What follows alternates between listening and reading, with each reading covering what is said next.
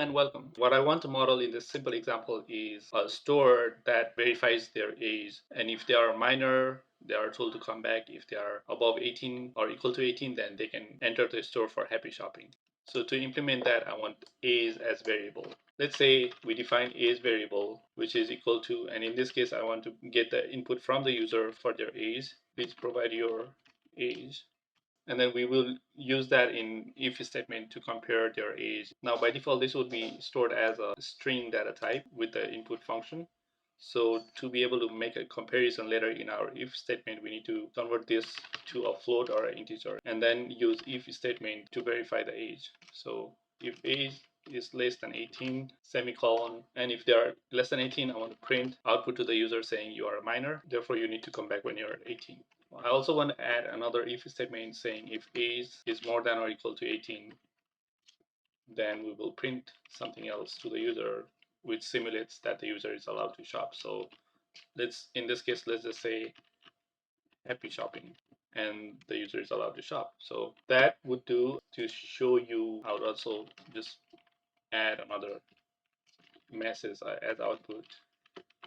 So let's say thank you message, and third print statement is outside of those two if statements. Let's give it a run. The program is asking us to input user's age or the customer's age, and if we provide anything less than 18, it should tell us that we are minor and you need to come back when you're at least 18.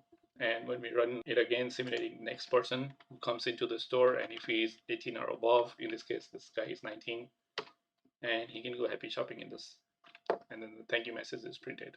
We can get the same result by using else statement here instead of if statement, and I'll show you what the difference is in a bit. So we can just say else and delete all of that, else print that.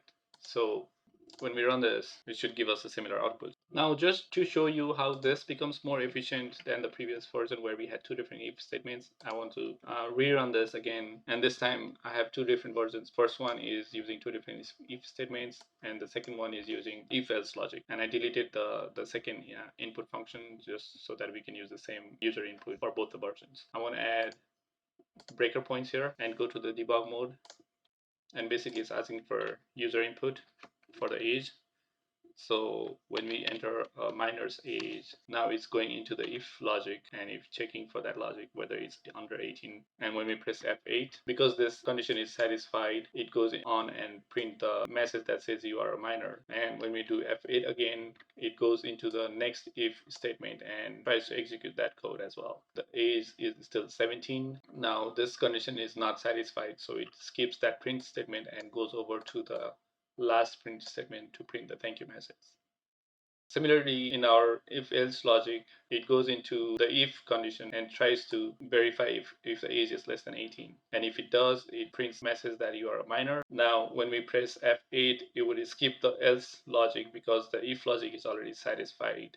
So it won't even execute all these else statements or even try to go there, and it directly goes to the next block of code skipping that else logic. So this is how if else logic makes the program more efficient. So that's it for this video. In this video, we looked at the conditional statement in Python. Especially, we looked at how we can create if statements with a simple example, and then progressively we expanded that example to elif logic, which is a short form of saying else if logic. If condition or conditional statements is very important topic, so don't hesitate to ask any question in the comment section below. And also don't forget to drop your like, share, and subscribe. Until next video, thank you.